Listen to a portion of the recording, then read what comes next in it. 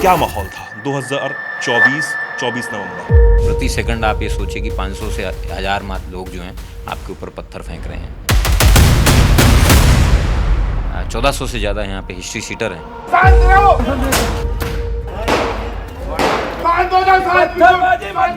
इतना आसान कार्य नहीं था, लेकिन अगर ठान लिया है कि आपको किसी भी सूरत में कानून व्यवस्था है बनाए रखनी है, उसको नहीं टूटने देना है, तो फिर आप मजबूती से डटे रहेंगे।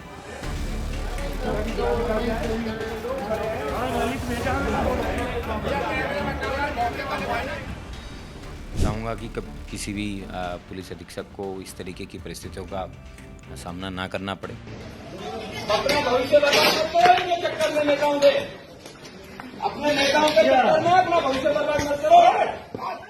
24 नवंबर 2024 को एक कलंक लगाने की जो कोशिश फिर से इस जनपद पे की गई थी, उस पे आपने, चूंकि जैसे आपने बताया कि उससे 1-1.5 महीने पहले ही आपकी पोस्टिंग यहाँ पर होती है और उसके बाद इतना बड़ा एक कहीं की कांड जो है वो करने की कोशिश होती है, लेकिन जिस अंदाज में आप निकलकर सामने आते हैं और जो तस्वीरें आपके सामने आती हैं और उन दंगाइयों को, उन पत्थरबाजों को जो चुनौती आपने जिस तरीके से दी, उसकी तारीफ हर जगह हुई। लेकिन आप उस वक्त ग्राउंड पे थे, आप जो फेस कर रहे थे वो शायद उन वीडियोस के जरिए उस तरीके से नहीं पहुंच रहा था। क्या माहौल था 2024 नवंबर? वेल, मैं चाहूँगा कि किसी भी पुलिस अधीक्षक को इस तरीके की परिस्थितियों का सामना ना करना पड़े, क्योंकि ये एक ऐसी जगह है जहाँ पूर्व में 16 सांप्रदायिक दंगे पूर्व में हो चुके हैं। 1924 में जब यहाँ पे कम्युनल राइट हुआ था, तो गांधी जी ने पंडित जवाहरलाल नेहरू को भेजा था कि आप जाइए और एग्ज़ामिन करिए। ये पंडित नेहरू जी ने अपने मेमोइर्स में लिखा है। उन्होंने उस समय की जो घटना थी उसको बयान भी किया। आज़ादी के बाद भी 15 सांप्रदायिक घटनाएं हुई हैं, जिसमें बहुत विभत्स घटनाएं हुई है। 200 से ज़्यादा लोग ऑन रिकॉर्ड हैं जो कि मारे जा चुके हैं अभी तक विभिन्न सांप्रदायिक घटनाओं में। तो एक ऐसा बैगेज इस शहर पे रहा है कि सांप्रदायिक रूप से जब भी कोई छोटी से छोटी घटना होती है वो तुरंत विकराल रूप धारण कर लेती है। 19 तारीख को जब पहला सर्वे, उस दिन पहली बार जब जानकारी मिली दोपहर में, और किसी एक पक्ष के द्वारा बताया गया कि सर्वे आज ही इसलिए होना है क्योंकि वहाँ पे चीज़ें खुद-बुद की जा सकती है और चीज़ें बदली जा सकती है।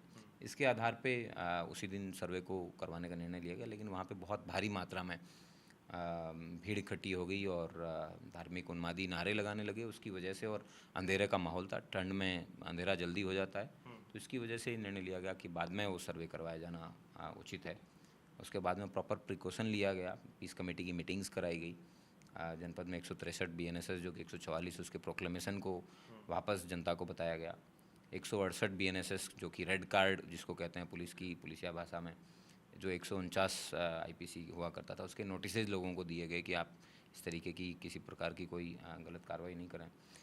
लेकिन एक ऐसा माइंडसेट लोगों में पूर्व से रहा है कि आप कुछ भी कर सकते हैं और पुलिस है वो बैकफुट पे रहेगी। क्या कर लेगी पुलिस, हमारा हम देख लेंगे, जो भी होगा। जो भी हो, एक ऐसी तरीके का माइंडसेट कि क्योंकि आज तक किसी भी संभल में जितने भी इंसिडेंट्स हुए हैं, ये हमारा एज ए लॉ इन्फोर्समेंट या स्टेट के रूप में एक तरीके का फेलियर मानिए उस चीज़ को कि 15-16 दंगे हुए हैं लेकिन किसी को कभी सज़ा नहीं हुई है। It is very unfortunate.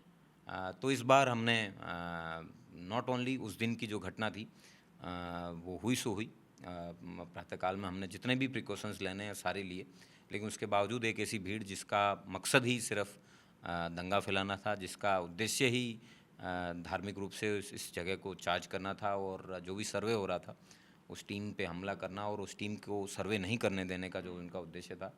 और हमारा भी एक ही उद्देश्य था कि किसी भी तो सूरत में जो कोर्ट का आदेश है उसका कंप्लायंस होना चाहिए, क्योंकि माननीय उच्च न्यायालय या फिर कोई भी न्यायालय हो, उसके आदेश हैं वो सर्वोपरि होते हैं, जब तक कि वो लेटर एंड स्पिरिट में उनको फॉलो करने का आदमी को पूर्णतः प्रयास करना चाहिए।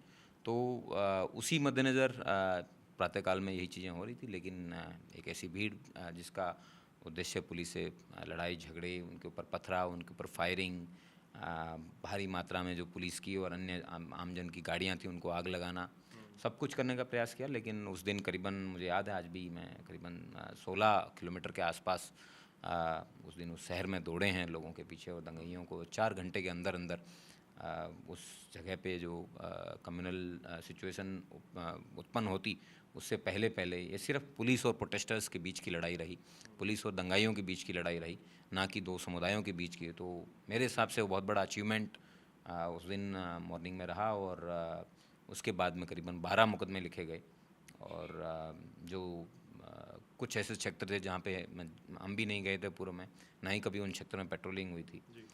बड़े ही वहाँ पे छतों से लोगों ने फायरिंग भी की, उनके छर्रे भी लगे, हमारे पीआरओ को भी लगे, हमारे भी पाँव में लगे।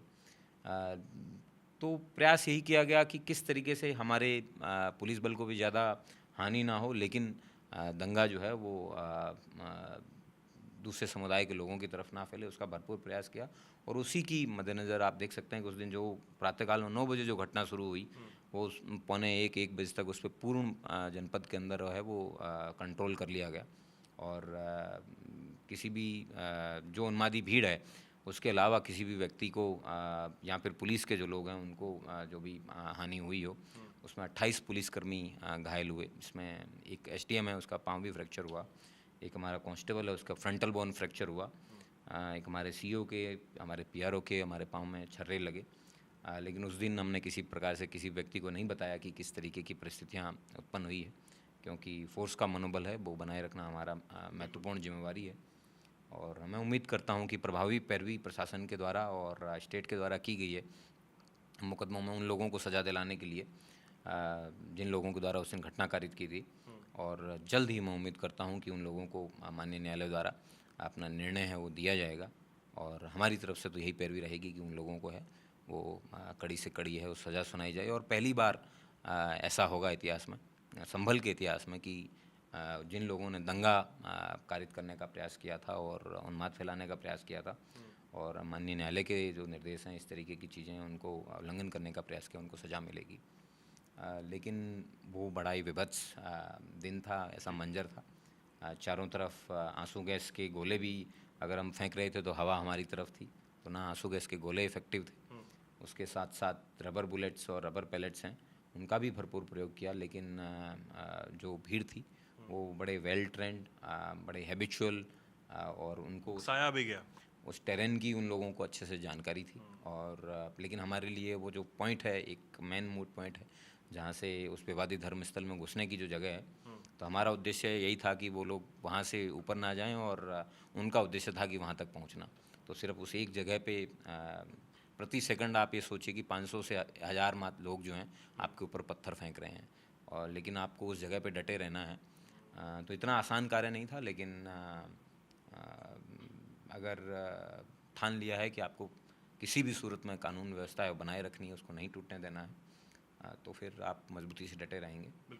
और मैं उम्मीद करता हूं कि सिर्फ मेरे अकेले नहीं, मेरी पूरी टीम ने, सभी लड़कों ने मजबूती के साथ में उस दिन वहाँ पे खड़े रहे, सर्वे भी पूर्ण कराया, उसके साथ साथ कानून व्यवस्था को भी बनाए रखा, और संभल में एक और ऐसा चैप्टर लिखने से रोका गया जो कि वास्तव में एक कलंक साबित होता। हम लोग डेवलपमेंट की बात भी कर रहे थे इससे पहले। डेवलपमेंट की अगर हम बात करें तो पुलिस लाइन का निर्माण भी यहाँ पर किया जा रहा है, उसके बारे में ज़रा कुछ बताइए सर। यहाँ एक बहुत ही अल्ट्रा मॉडर्न पुलिस लाइन का निर्माण किया जा रहा है, इसमें करीबन 288 करोड़ रुपए सरकार ने यहाँ की पुलिस लाइन के लिए दिए हैं। और उस पुलिस लाइन के अंदर जितनी भी फैसिलिटीज़ हम सोच सकते हैं, ना सिर्फ रिक्रूट्स के लिए ट्रेनिंग सेंटर्स है, रिक्रूट्स के रुकने की जगह है, उसके अलावा गेजेटेड ऑफिसर्स के लिए और हमारे जितने भी कांस्टेबल्स हैं उनके लिए G+14 तक फ्लोर्स तक की बैरक्स हैं, उनका निर्माण करवाया जा रहा है। और अच्छा नया ग्राउंड, स्कूल, तमाम फैसिलिटीज़ जो एक पुलिस लाइन में होनी चाहिए, वो सारी फैसिलिटीज़ हैं, उनको बनाए जाने का कार्य और शासन के द्वारा दिए गए जो भी धनराशि है उसमें करवाया जा रहा है। और मैं उम्मीद करता हूँ कि इस साल के खत्म होने से पहले पहले उस पुलिस लाइन के निर्माण कार्य है उसको पूर्ण करवा लिया जाएगा। किसी भी ज़िले में अगर चाहे औद्योगिक क्षेत्र का विकास हो रहा हो, जो एंटरप्रेन्योर्स हों अगर वो आने का प्रयास कर रहे हो तो उनको सुरक्षा चाहिए होती है। यहाँ पर भी औद्योगिक गलियारे के विकास होने की बात खूब तेज़ी से हो रही है, काम भी उस तेज़ी से अब चल रहा है, जल्द ही उस पर काम पूरा कर लिया जाएगा। और जो अभी जो यहाँ पर काम हो रहा है, व्यापारी जो काम कर रहे हैं, किस तरीके से अभी इस वक्त और आने वाले वक्त में सिक्योरिटी के लिहाज से, पुलिस सिक्योरिटी के लिहाज से उनको निश्चिंत हो जाना चाहिए कि यहाँ पर अब वो नहीं है जो संघर्षों से संभल घिरा हुआ था, जो दंगों के लिए जाना जाता था, वो अब नहीं है? वो कैसे आप सुनिश्चित कर रहे हैं? प्रगति मैदान दिल्ली से मुझे लगता है बहजोई या फिर जो खिरनी का हमारा कट है वो मात्र 2-2.25 घंटे दूर है। तो बहुत ही बड़ी बात है कि गंगा एक्सप्रेसवे के बनने के बाद में ना सिर्फ संभल के किसानों को जो आसपास की उनकी ज़मीनें हैं उनकी रेट्स और प्राइसेस बढ़े हैं, बल्कि उद्योग के लिए भी गवर्नमेंट की जो स्कीम्स हैं वो बखूबी यहाँ पे लाए जाने के प्रयास भी किए जा रहे हैं।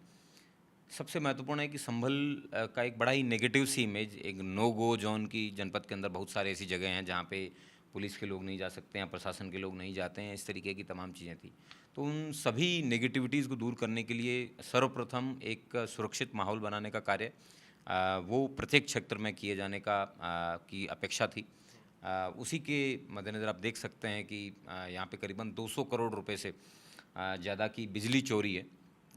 वो उसको अभी तक डायरेक्ट और इनडायरेक्ट तरीके से सरकार का बचत करने का कार्य है वो पुलिस और प्रशासन के द्वारा बिजली विभाग के विभिन्न लोगों के साथ मिलके कई बार प्रतिदिन मेरे और डीएम साहब के द्वारा मॉर्निंग में रेड्स पे जाके 5 बजे हमने गांव, शहर, कस्बे कई घंटों तक लगातार रेड किए और जहां पे 90% से ज़्यादा का लाइन लॉस था उन जगहों पे मात्र 15 से 18% लाइन लॉस रह गया है। तो ये वो सारी चीज़ें हैं अगर व्यक्ति फ्री में ही बिजली मिल रही है उसको और जितना उसको चाहिए उतना वो दिन रात उपयोग कर रहा है उसका, तो जो व्यक्ति बिल दे रहा है उसको बड़ा कष्ट होता है। और चोरी चाहे बिजली की हो चाहे किसी अन्य चीज़ की हो, ये एक मेंटालिटी है। आज वो बिजली की चोरी कर रहा है, कल वो किसी और चीज़ की भी चोरी करेगा और वो चोरी करते करते बड़ा चोर लुटेरा बन जाता है। उसके साथ साथ ये एक सिविक सेंस का भी बहुत बड़ा इंपॉर्टेंट रोल प्ले करता है मुझे लगता है। और जब से इस तरीके का डिसिप्लिन लोगों में प्रत्येक व्यक्ति में आया है कि नहीं स्टेट है, उसका कार्य है आपको सारी बेसिक फैसिलिटीज़ प्रोवाइड करना, लेकिन आपकी भी फंडामेंटल ड्यूटीज़ हैं कि आप स्टेट के साथ खड़े रहें। उसके बाद से आप देख सकते हैं कि संभल में बहुत सारी चीज़ों में बदलाव आया है। इस जनपद में 2025 के अंदर एक भी गोकसी की घटना नहीं हुई, not a single case of cow slaughter in the district of Sambhal in 2025। जबकि यहाँ पे 2501 चिन्हित गोकश हैं जिन्होंने पूर्व में गोकसी की इस तरीके की घटनाएं की हैं। 1400 से ज़्यादा यहाँ पे हिस्ट्री सीटर हैं, बट उसके बावजूद इस तरीके का फीट अचीव करना संभल पुलिस के लिए बहुत महत्वपूर्ण और अहम रहा है। बट उसके साथ साथ एक मैसेज भी है जनता के अंदर कि किसी भी प्रकार का गलत अगर कार्य हम करेंगे, क्राइम करेंगे, तो फिर उसके खिलाफ कार्रवाई होगी। यहाँ पे जो भी व्यक्ति जहाँ भी सरकारी ज़मीन दिखती थी उस पर लोगों ने विभिन्न प्रकार के कब्जे कर लिए। करीबन 100 हेक्टेयर से ज़्यादा की ज़मीन है वो ऑलरेडी अभी तक यहाँ पे मुक्त कराई जा चुकी है। आज ही सीसी क्षेत्र में करीबन 200 बीघे ज़मीन है जहाँ पे एक छोटी सी मज़ार बना के अवैध कब्जा है वो किया गया था। उसको तहसीलदार के द्वारा लोकल पुलिस के साथ जाके उसको ध्वस्त किया गया और सरकारी ज़मीन को अपने कब्जे में लिया गया। कई बड़ी बड़ी लैंड है जिन गाँवों में गवर्नमेंट के ऑफिशियल्स नहीं, उनकी या तो नेग्लेक्शन कारण या जिस भी कारण रहा हो ज़मीनों पे लोगों के कब्जे हुए। तो इस प्रकार प्रशासन और पुलिस ने कंधे से कंधा मिला के विभिन्न आयामों पे काम किया और कभी भी प्रशासन और पुलिस के बीच में नेगेटिविटी या फिर कोऑर्डिनेशन की कमी नहीं रही। उसी की बदौलत यहाँ पे आज आप देख सकते हैं कि एक पॉजिटिव माहौल है जिसमें टूरिज़्म की भी हम बात कर पा रहे हैं, हम क्राइम फ्री संभल की बात कर पा रहे हैं, हम बहन बेटी की सुरक्षा की भी बात कर पा रहे हैं। जिन लोगों को जहाँ जाना है वो फ्रीली मूव कर सकते हैं बिना किसी भय के। रात के जितने बजे चाहते हैं उतने बजे जा सकते हैं लोग और कहीं भी किसी प्रकार की कोई लूटपाट की या फिर तो एक ऐसा माहौल बनाने की जिम्मेवारी जनपद संभल में हमारी थी। तो पिछले 2 साल में मैं उम्मीद करता हूँ कि बहुत अच्छे अनुकरणीय कार्य हुए हैं जो कि आगे भी जारी रहेंगे।